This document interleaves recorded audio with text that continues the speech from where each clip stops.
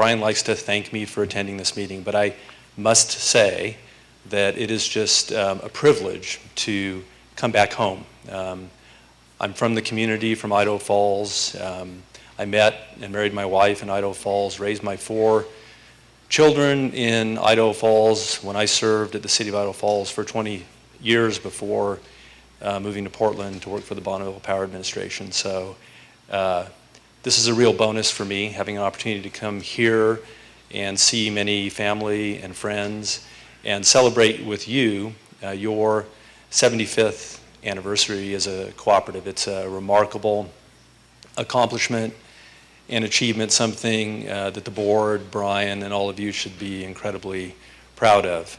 The Bonneville Power Administration, interestingly enough, celebrated our 75th anniversary 1 short year ago. And it was a fantastic, amazing celebration. We have an incredible hydroelectric system and transmission system in the Northwest that was built beginning 75 years ago. That system brought electricity to an area that didn't have electricity. We fueled industry that helped the United States win the Second World War, and since then the Bonneville transmission system and power system has been responsible for bringing business, industry, and people to the Northwest. So we have an amazing legacy that we are all incredibly proud of. I believe the future for BPA is very, very, very bright. We have entered into long-term power sales contracts and long-term transmission contracts with Fall River Electric and the rest of the 135 consumer-owned utilities in the Northwest. Those are long-term contracts which locks down the value of this incredible asset for you for many years to come. In addition to that, remarkably, and not without controversy, we have been able to integrate 4,500 megawatts of wind power in the Pacific Northwest over the last 7 years. And we've done that reliably. It has not come without challenge, but it's a demonstration of how Bonneville is prepared to deal with the many challenges of the future.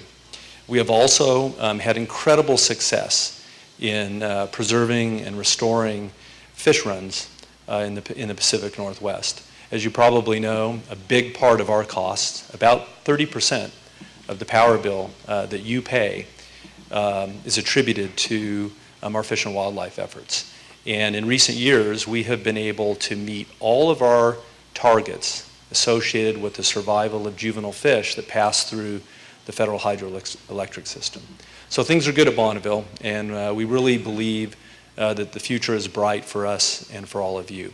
Now, today, unfortunately, I am here to also report that we will be raising rates.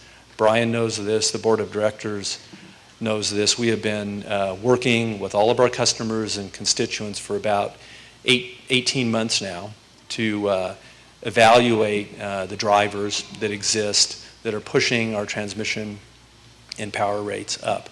And those drivers are, very simply, we have an aging hydroelectric and transmission system that requires some attention and investment so that that system will be available for years to come. And we're putting money into the hydro system. We're also putting necessary capital dollars into the one nuclear plant that we operate, Columbia Generating Station. In addition, the transmission system is also aging. And to keep up with growing needs, we are investing a significant amount of money in the transmission system to preserve reliable service. So those are the significant drivers, along with a number of fish and wildlife obligations that we continue to meet, that are driving rates up.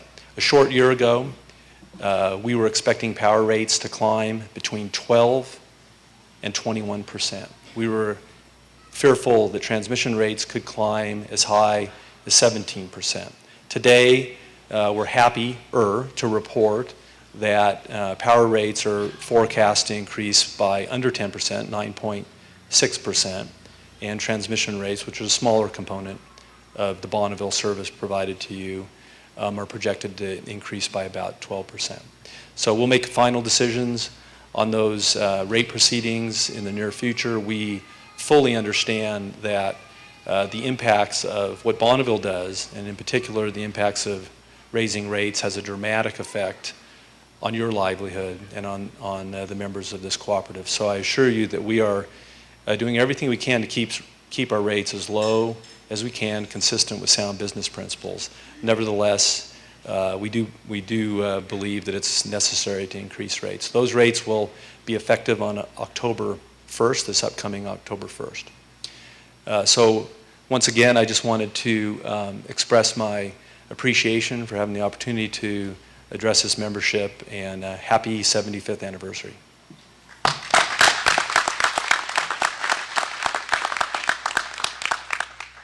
Now I'd like to briefly talk about some of the things that were before you today, and that was the bylaw changes and the need for those as well.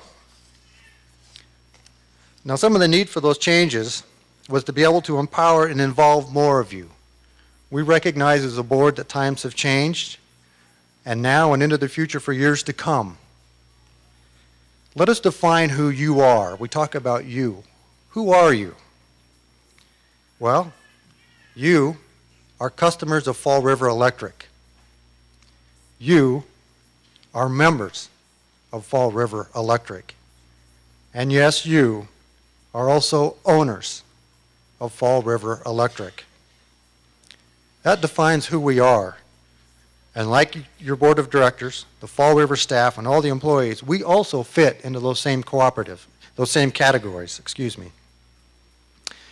Now the decisions that we make collectively, not only as a board, but together today at annual meetings like this, they affect all of us, and they affect all of us the same. That is how a cooperative works. So I'd like to remind you that regardless of what you consider yourself, whether you consider yourself a customer, or a member, or as an owner, you are actually all three. And you do have a voice in your local co-op. And it attests today, by the turnout today, that I appreciate that you guys have taken the time not only to come and have a good breakfast with us, but take the time to stay and have your voices heard and have your voices known. In closing, 75 years of history with Fall River has played an intricate part in all our lives and will continue to do so. But we recognize the need to make wise decisions that will affect all of us for many years to come. And the need to see where we have all been and guide Fall River Electric to where it needs to be. This is a member-driven co-op facilitated by an elected board, a general manager, CEO, and all the dedicated staff of employees who insist on the best for all our members and owners on a daily basis. And with that, I thank you for attending, and thank you.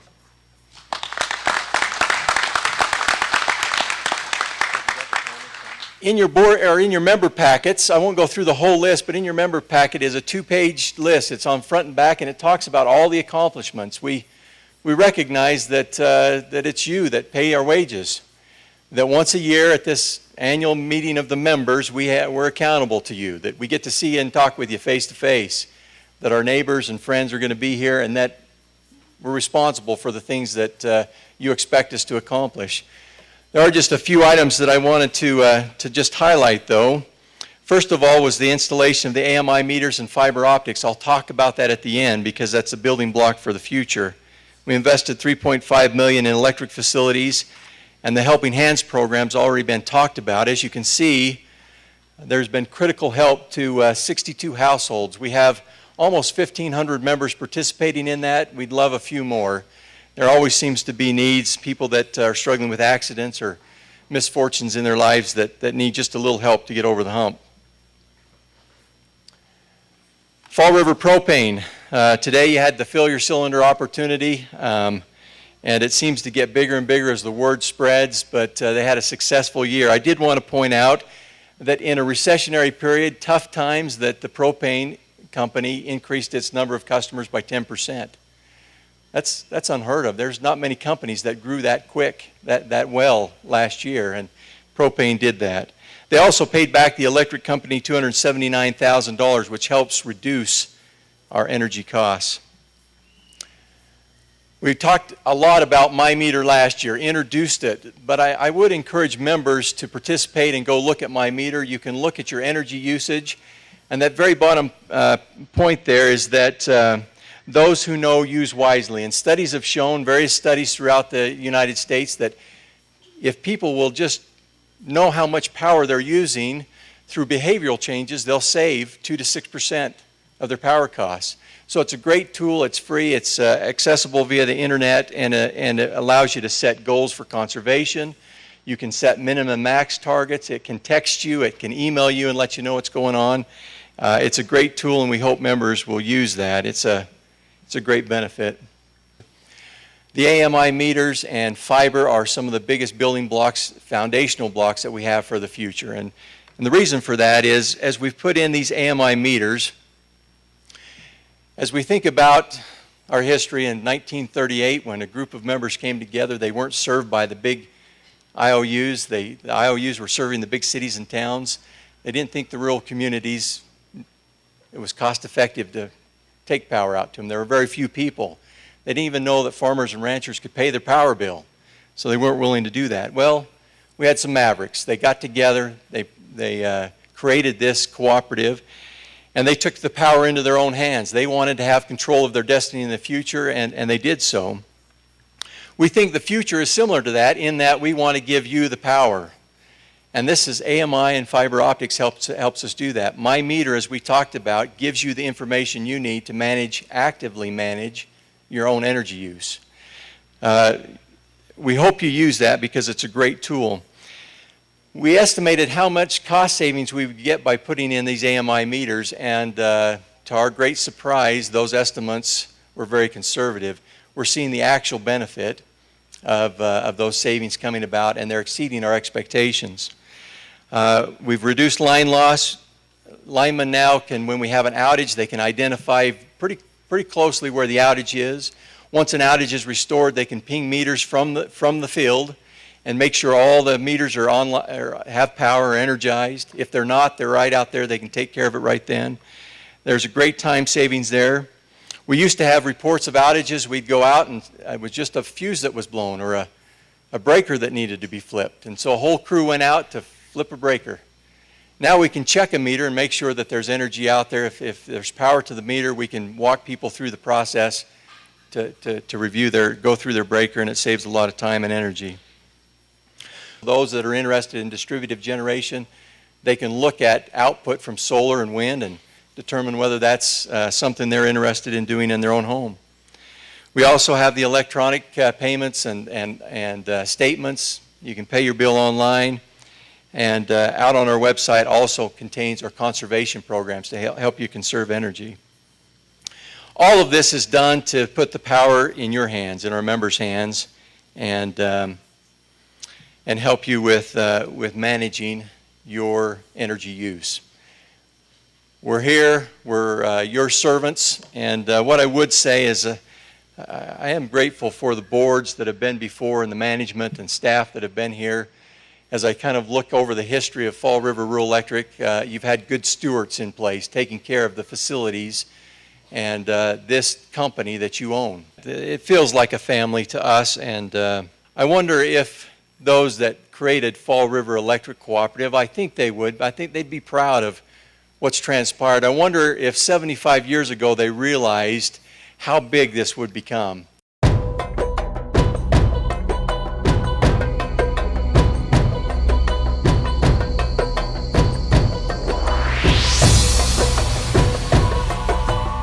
The great part about being a cooperative is that the members are the owners.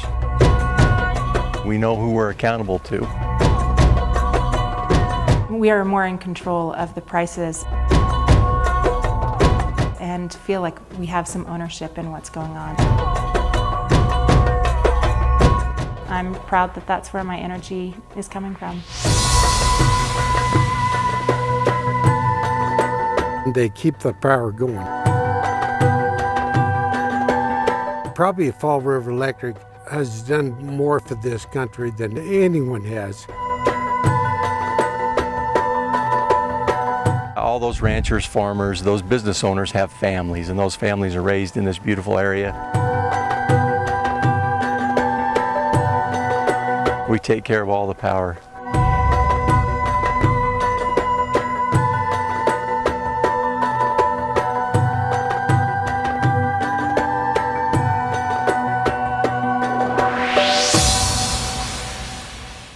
In 1938, Franklin Roosevelt passed the Rural Electrification Act. They had a vision that one day power would be spread throughout all the rural communities. It was a great vision. 75 years later, that vision has come about.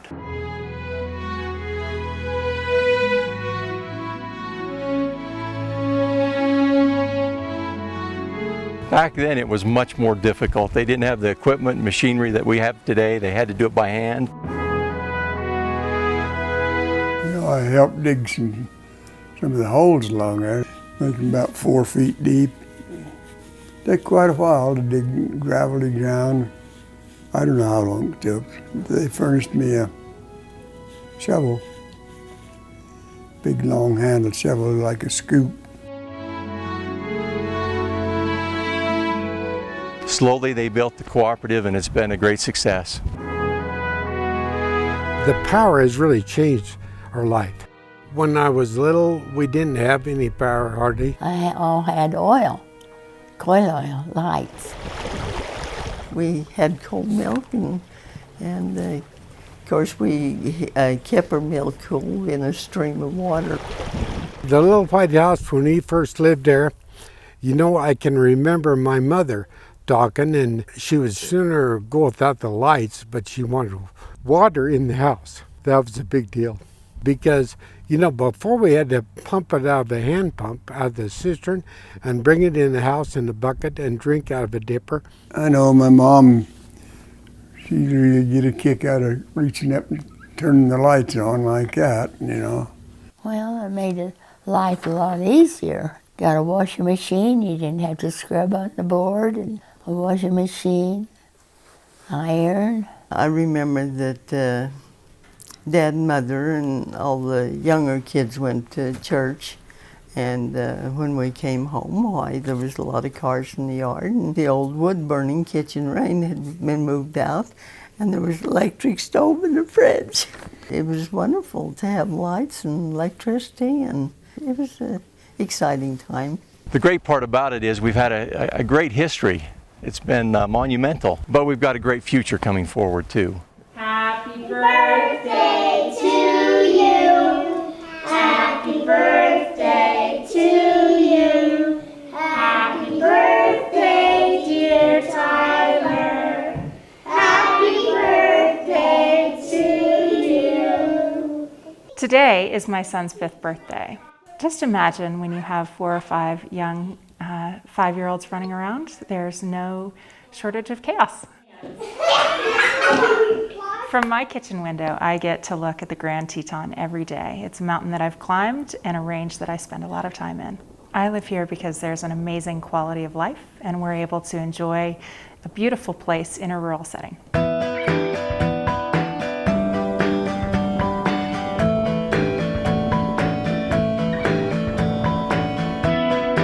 Yeah, I like to see things grow, and I like to till the soil.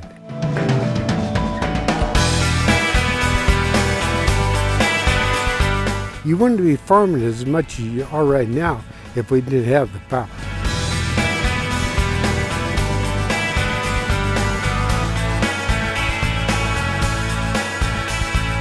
Without power, we can't be as efficient with our time.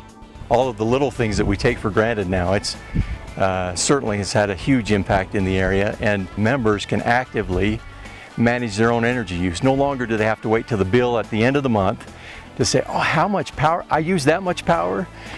They could actually look at that every day and see how much power they're using, and being in this pristine community, you kind of have a tendency to want to preserve the environment. Hydro is one of the resources that, if built correctly, can actually benefit fish. I worked on a project with a conservation organization to retrofit the Chester Dam to hydro that Fall River Electric now has online. For the first time in 80 years, we were able to also install a fish ladder and provide fish passage past Chester Dam. We estimate that that opened up about 200 miles of habitat for native and wild fish. 95% of our power comes from hydropower. Each hydro project does have an impact on the fisheries, and we believe it's positive. I'm really glad that we live in an area where we have the co-op. I'm just really thankful that they're still in business.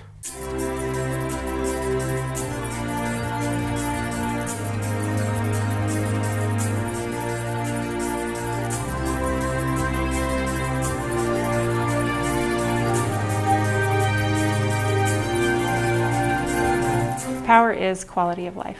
Most wonderful thing that anyone can have. It makes living enjoyable. A resource that we believe needs to be protected. Very convenient. It's great. We appreciate it every day.